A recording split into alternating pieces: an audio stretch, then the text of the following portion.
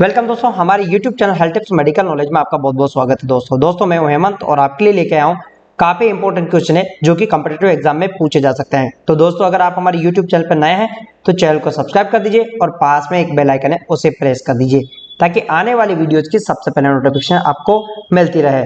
दोस्तों अगर आप चाहते हैं हमारे HTM के एकेडमी एप्लीकेशन को डाउनलोड करना तो आप गूगल प्ले स्टोर से इस एप्लीकेशन को डाउनलोड कर सकते हैं। देखते हैं अपन दोस्तों कौन कौन से इंपॉर्टेंट क्वेश्चन है। यहाँ पर क्वेश्चन में पूछा है all of the following infection are transmitted through exposure to infectious blood are all except, यानी कि यहाँ पर क्वेश्चन में पूछा है निम्नलिखित में से सभी संक्रमण रक्त के संपर्क में आने से होते हैं सिवाय। दोस्तों काफी इंपॉर्टेंट है, क्वेश्चन में पूछा है, क्वेश्चन में बहुत ही इंपॉर्टेंट पूछा है कि यहाँ पर 3 ऐसे इन्फेक्शन है जो किससे होते हैं, ब्लड के कांटेक्ट में आने से फैलते हैं। किससे फैलते हैं? टू ब्लड के कांटेक्ट में आने से फैलते हैं। तो बताइए यहाँ पर कौन सा ऐसा इन्फेक्शन जो ब्लड के कांटेक्ट में से नहीं फैलता है, बताइए फटाफट। यहाँ पर क्या होगा, यहाँ पर आपको रेस्पॉन्स देना है, आपको क्वेश्चन का आंसर देना है। तो यहाँ पर सबसे पहला जो अपना सही आंसर है वो हेपेटाइटिस ई। देखो हेपेटाइटिस बी, हेपेटाइटिस सी और HIV ये तीनों किससे फैलते हैं? ब्लड के कॉन्टेक्ट से। ठीक है, किससे फैलते हैं? ब्लड के कॉन्टेक्ट से। तो हेपेटाइटिस ई किससे फैलता है? हेपेटाइटिस ई फैलता है किससे फैलता है? Faecal oral route. समझ में आ गया? Faecal oral route hepatitis A. ठीक है, हेपेटाइटिस ए और हेपेटाइटिस ई दोनों किससे फैलते हैं? फीकल ओरल रूट, यानी कि गंदे पानी पीने से फैलते हैं। दोस्तों यहाँ पर एक क्वेश्चन आपसे एग्जाम में पूछा जा सकता है कि प्रेग्नेंट लेडी के अंदर जो प्रेग्नेंट लेडी के अंदर कौन से हेपेटाइटिस की वजह से सबसे ज्यादा डेथ का कारण होता है? तो सबसे ज्यादा जो कारण होता है वो होता है हेपेटाइटिस ई। ध्यान रख लेना, एग्जाम में कभी पूछा जा सकता है आपसे, जो प्रेग्नेंट लेडी होती है सबसे ज्यादा जो डेथ का कारण होता है उनके अंदर अगर हेपेटाइटिस है तो कौन सा हेपेटाइटिस है? हेपेटाइटिस ई की वजह से। चलते हैं अपन नेक्स्ट क्वेश्चन को देख लेते हैं। यहाँ पर क्वेश्चन में क्या पूछा है? The virus that causes dengue is. ठीक है, मैंने पहले भी अभी 2 दिन पहले आपको ये बताया था क्वेश्चन में कि यानी कि कहने का मतलब यहाँ पर है वायरस जो डेंगू का कारण बनता है, यानी कि डेंगू किसकी वजह से होता है? बताइए डेंगू किसकी वजह से होता है? कौन सा ऐसा वायरस है जिसकी वजह से डेंगू होता है? तो यहाँ पर सही आंसर क्या होगा? यहाँ पे फटाफट आपको आंसर देना है। यहाँ पे सही आंसर है वो है फ्लेवी वायरस। ठीक है, फ्लेवी वायरस की वजह से क्या होता है? डेंगू।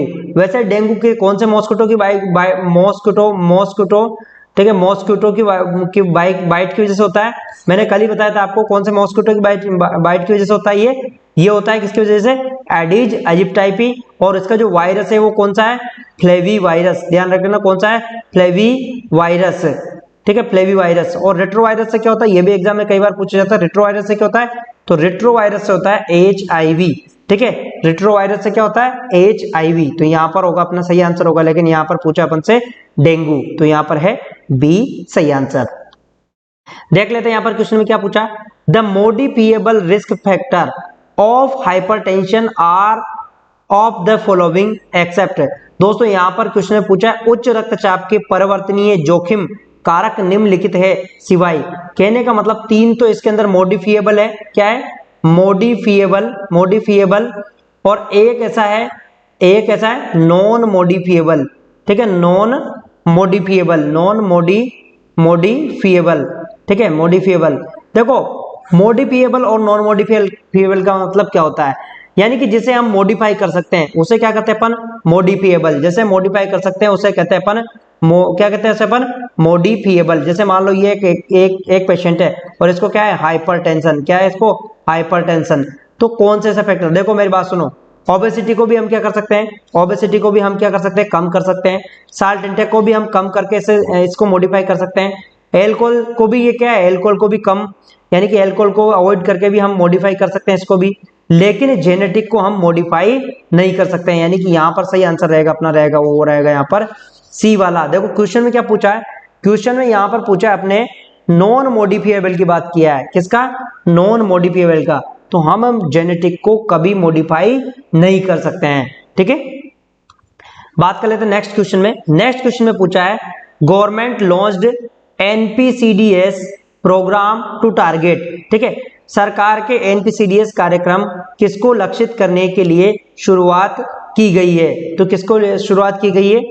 यहाँ पर सही आंसर क्या होगा बताइए फटाफट, आपको आंसर देना है। कौन सा है यहाँ पर सही आंसर? यहाँ पे सही आंसर है वो है ऑल ऑफ दीज। देखो एनपीसीडीएस, आप ध्यान रख लेना, एनपीसीडीएस। देखो ये क्या है? नेशनल प्रोग्राम है। एनपी का मतलब नेशनल, ठीक है, नेशनल प्रोग्राम, ठीक है, प्रोग्राम, पी का मतलब प्रोग्राम, ठीक है, एनसी, सी का मतलब कार्डियोवेस्कुलर, सॉरी सी का मतलब कैंसर, कैंसर, ठीक है, डी का मतलब डायबिटीज, डी का मतलब डायबिटीज, ठीक है, और एनसी इसका मतलब क्या होता है? एक का हो गया कैंसर, ठीक है, इसका कैंसर, इसका डायबिटीज और इसका कार्डियोवेस्कुलर,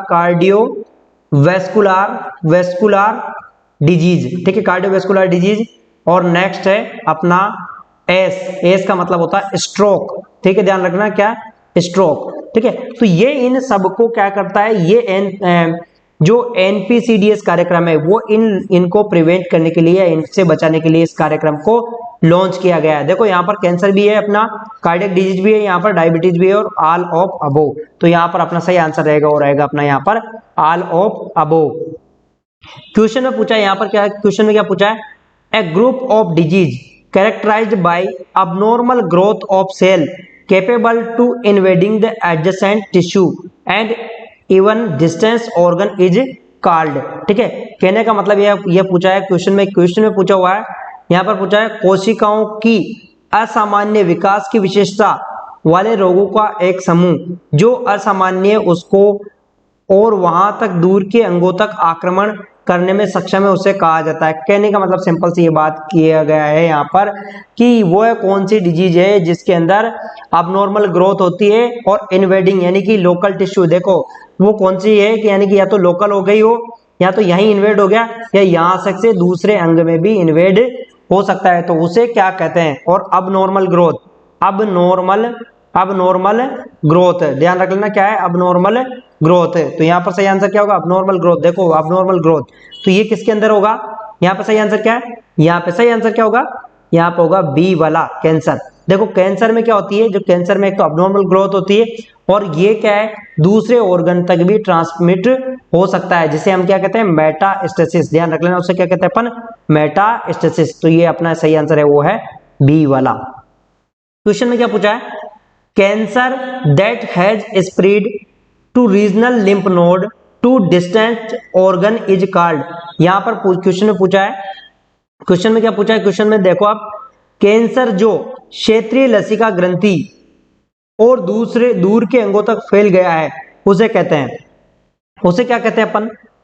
उसे क्या कहते हैं अपन? यहाँ पर आपको आंसर बताना है, मैं आपको समझा दूंगा, उसको आपको आंसर बताना है, समझ में? आपको आंसर बताना है, फटाफट आप आंसर दीजिए, फटाफट आपको आंसर देना है, फटाफट। इतने में आपका चेहरा बना देता हूँ, फटाफट आपको आंसर देना। इसे कहते हैं अपन, क्या कहते हैं इसे अपन? Secondary tumour. इसे कहेंगे अपन सेकेंडरी ट्यूमर। देखो सेकेंडरी ट्यूमर का दूसरा नाम है वो है मेटास्टेसिस। क्या है? मेटास्टेसिस। ध्यान में रख लेना, मेटास्टेसिस। सेकेंडरी ट्यूमर का नाम क्या है? मेटास्टेसिस। देखो जैसे मान लो यहाँ का इस बंदे का ये क्या है? यहाँ पर क्या है? यहाँ पर जो यहाँ है ये इसका क्या है? यहाँ पर मान लो ये लीवर है, ठीक है, लीवर है और यहाँ इसकी स्मॉल इंटेस्टाइन है, लार्ज इंटेस्टाइन है। यहाँ हो गया इसको कैंसर। क्या हो गया यहाँ पर? यहाँ हो गया कैंसर। किसमें? इंटेस्टाइन में, इंटेस्टाइन में। और ये कैंसर यहाँ से कहाँ पहुंच गया? लीवर के अंदर। क्या कहाँ पहुंच गया? इसे लीवर के अंदर। तो इसे क्या कहेंगे अपन? इसे कहेंगे अपन सेकेंडरी ट्यूमर। उसे क्या कहेंगे अपन? Secondary tumour. ल्यूकेमिया का मैंने आपको बताया रखा है, ब्लड कैंसर होता है, डब्ल्यूबीसी का कैंसर होता है। बात कर लेते हैं नेक्स्ट क्वेश्चन में क्या पूछा है? The adverse effect of obesity are all of the following except. दोस्तों इसी पॉइंट को आपको एग्जाम में काफी इंपॉर्टेंट से ध्यान रखना है। क्वेश्चन में पूछा है मोटापा के प्रतिकूल प्रभाव निम्नलिखित हैं सिवाय। कहने का मतलब मोटापा के साइड इफेक्ट क्या है? ओबेसिटी के साइड इफेक्ट, ओबेसिटी, ठीक है, ओबेसिटी के साइड इफेक्ट क्या क्या है?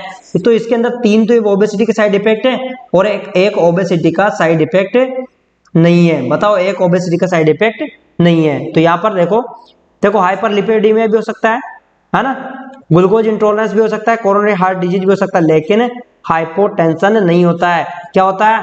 हाइपरटेंशन। ध्यान रख लेना, हाइपरटेंशन, ठीक है। क्या होता है? हाइपरटेंशन, न कि हाइपोटेंशन। तो अपना लेकिन यहाँ पर क्या पूछा था, एक्सेप्ट पूछा था, ठीक है। तो यहाँ पर सही आंसर है वो अपना है कौन सा, हाइपोटेंशन, ठीक है। चलते हैं अपन नेक्स्ट क्वेश्चन को देख लेते हैं। दोस्तों ये क्वेश्चन काफी इंपॉर्टेंट है, पहले भी एग्जाम में पूछा जा चुका है, मैंने आपको पहले बताया।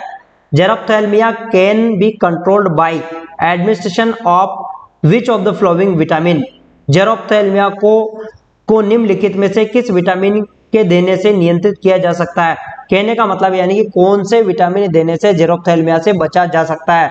तो यहाँ पर सही आंसर क्या है, फटाफट बताना। यहाँ पर सही आंसर, यहाँ पे सही आंसर है वो है विटामिन ए। देखो विटामिन ए जो जेरोप्थेल्मिया होता है, जेरोप्थेल्मिया को हम किससे बचा सकते हैं अपन, विटामिन ए, ठीक है, विटामिन ए, ठीक है। और विटामिन डी से किसको बचा सकते हैं अपन, रिकेट्स को, ठीक है, रिकेट्स को, ठीक है, रिकेट्स को हम बचा सकते हैं। और किसको, ऑस्टियो मलेशिया, ठीक है, ऑस्टियो मलेशिया को। और बी6 से किससे बचा सकते हैं अपन, पेरीफेरल न्यूराइटिस, ध्यान रखना, न्यूराइटिस, पेरीफेरल न्यूराइटिस यानी कि नर्वस सिस्टम की वीकनेस को। और ई को क्या कहते हैं अपन, ई को एंटी स्टरलिटी,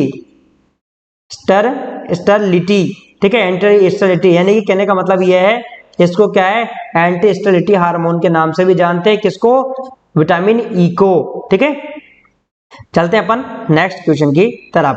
यहां पर पूछा है diabetes mellitus is usually recognised by, ठीक है, डायबिटीज मेलाइटस आमतौर पर निम्न द्वारा पहचाना जाता है। बहुत ही इंपॉर्टेंट क्वेश्चन दोस्तों, यहाँ पर क्वेश्चन में पूछा कि डायबिटीज मेलाइटस को हम किसके द्वारा पहचान सकते हैं। तो यहाँ पर सही आंसर क्या होगा, आपको आंसर फटाफट देना है। यहाँ पे जो आंसर होगा वो होगा क्या होगा, यहाँ पर बताइए फटाफट आंसर। यहाँ पे आंसर है वो है क्या होगा, यहाँ पर बताइए।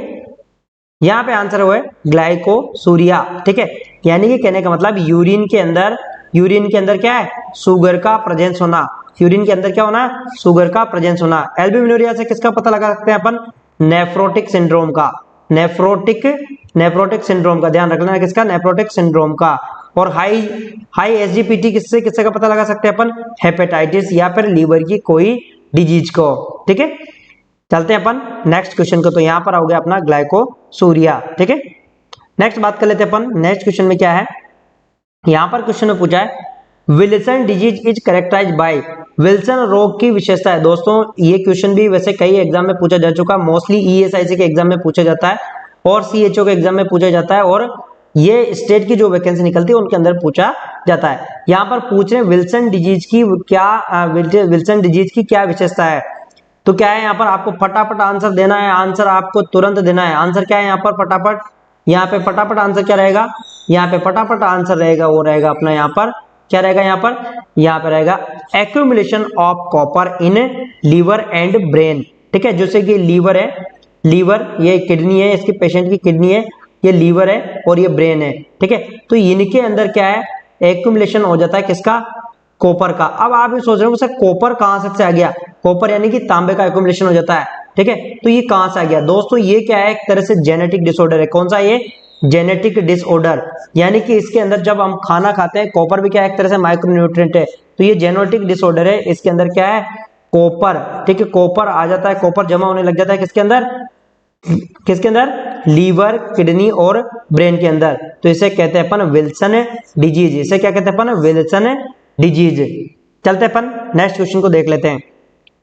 क्वेश्चन में क्या पूछा है, विच of the following is cancer, ठीक है, निम्न में से कौन सा कैंसर रोग नहीं है, बताओ निम्न में से कौन सा कैंसर रोग नहीं है। यहाँ पे तो आप आंसर ऐसे दे दोगे फटाफट, दो फटाफट, टाइम मत वेस्ट करो। यहाँ पे सही आंसर है वो ग्लूकोमा। देखो जो ग्लूकोमा होता है, ग्लूकोमा ध्यान रख लेना, ग्लूकोमा क्या है, ये आई का डिसऑर्डर है। किसका डिसऑर्डर है ये आई का डिसऑर्डर है।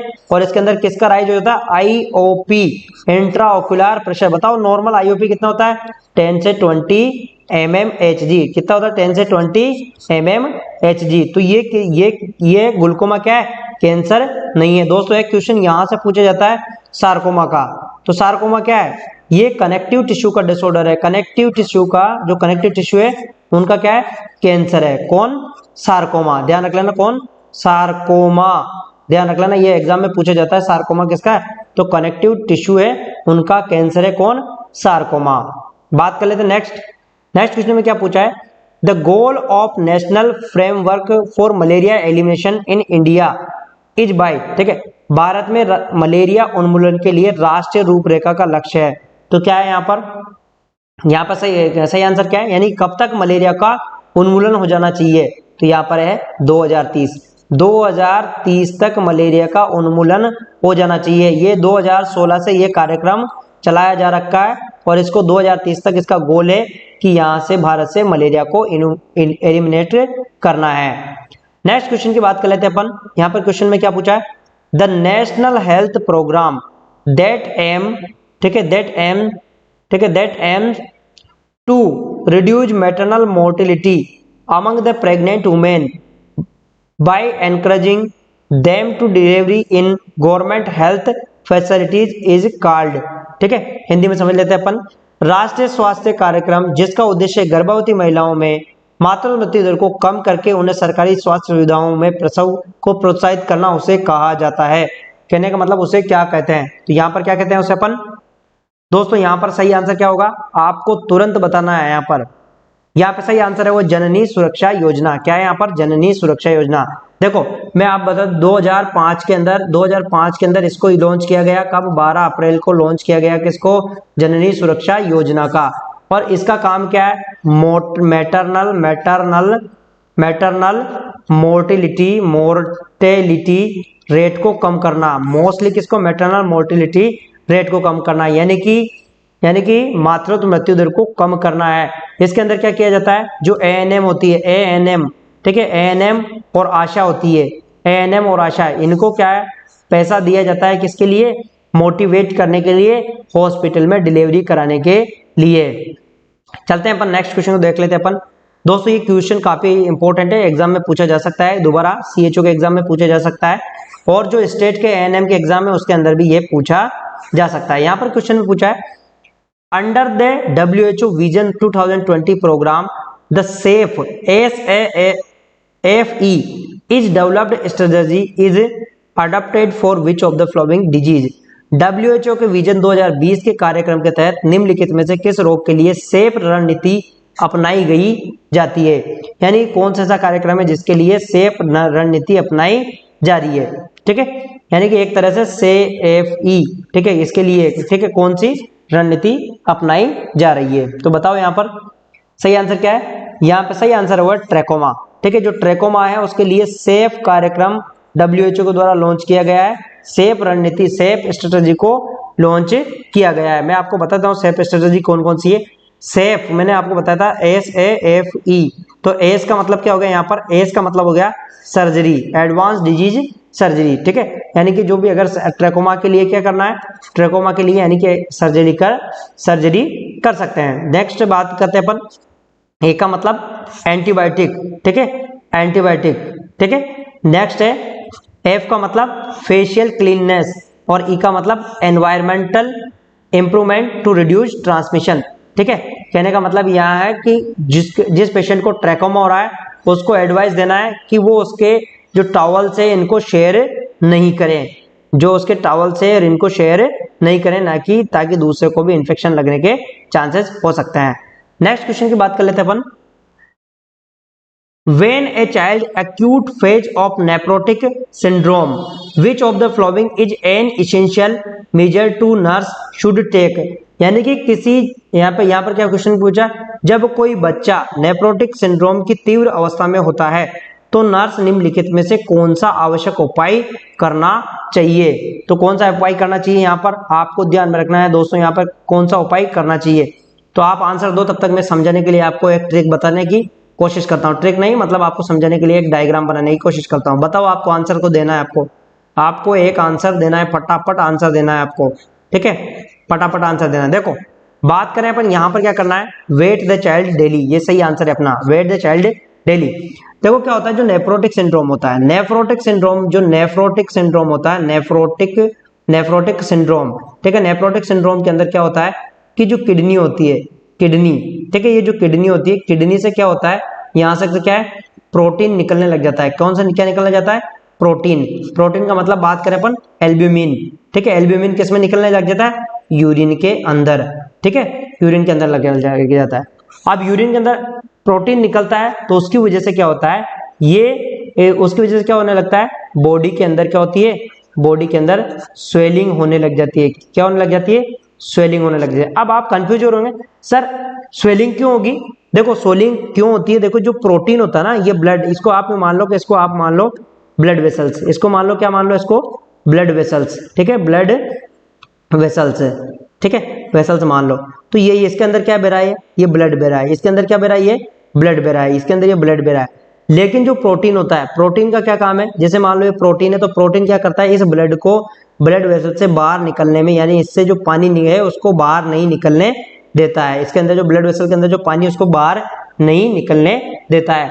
लेकिन जब प्रोटीन की कमी हो जाती है तो ये पानी क्या है, बाहर आ जाता है, पानी क्या आ जाता है, यानी कि वाटर लीक हो जाता है, और उसकी वजह से हो जाता है, क्या हो जाती है, उसकी वजह से स्वेलिंग, ध्यान रखना, उसकी वजह से हो जाती है स्वेलिंग, ठीक है।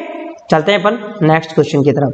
यहां पर क्वेश्चन में क्या पूछा है, Which of the following is an early finding and nurse should expect to observe if patient have developed thrombophlebitis following an intravenous infusion? यहाँ पर क्वेश्चन में पूछा है कि निम्न में से कौन सा एक प्रारंभिक जांच है जो नर्स को यह देखने की अपेक्षा करनी चाहिए कि क्या एक रोगी को अंतःशिरा जलसेक के बाद थ्रोम्बोफ्लेबिटिस विकसित हो गया है। कहने का मतलब यहाँ पे कुल मिला के क्वेश्चन में कितना सा कि पूछा है कि आपको ठीक है, थ्रोम्बोफ्लेबाइटिस, ठीक है, थ्रोम्बोफ्लेबाइटिस का लक्षण क्या है, कहने का मतलब पूछा है सिम्टम्स क्या है। तो क्या होगा यहाँ पर, देखो आपको आंसर बताना है, फटाफट आप आंसर बताओ, तब तक मैं आपको समझाता हूँ। यहाँ पर आंसर क्या हो रहेगा, यहाँ पे आंसर है वो है erythema and heat, erythema and heat. देखो इन्फेक्शन हो गया, क्या हो गया यहाँ पर, इन्फेक्शन हो गया। जब इन्फेक्शन हो जाता है, क्या हो जाता है, इन्फेक्शन हो जाता है तो क्या होती है, रेडनेस होती है, और क्या हो जाती है, स्वेलिंग हो जाती है। क्या ध्यान रख लेना, क्या हो जाती है, स्वेलिंग हो जाती है। तो यहाँ पर अपना सही आंसर है वो है बी वाला, ठीक है। तो अगर दोस्तों आपको वीडियो पसंद आया तो वीडियो को लाइक कर दीजिएगा और वीडियो को शेयर और सब्सक्राइब जरूर कर दीजिएगा, ताकि आपके फ्रेंड्स लोगों को भी ये जानकारी मिलती रहे। और जितना भी ज़्यादा से ज़्यादा हो सके आप इस वीडियो को शेयर करिए, ताकि लोग ज़्यादा से ज़्यादा सब्सक्राइब करें चैनल को, और जितने लोग ज़्यादा सब्सक्राइब करेंगे उतना अपन को पढ़ने में इंटरेस्ट ज़्यादा आएगा। मिलते हैं नेक्स्ट वीडियो में, तब तक के लिए धन्यवाद।